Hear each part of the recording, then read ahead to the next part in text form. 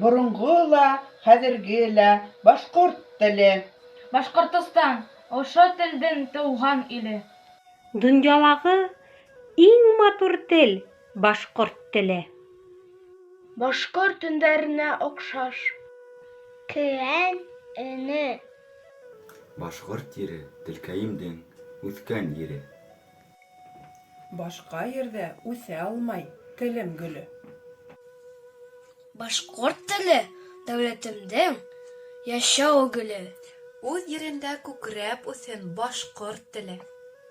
Йәшәү гөлө, тамырына һыу һибәй. Башҡорт телен бик кәҙерләп үҫтерәк. Уралдағы тере һыуҙан һуғарылған.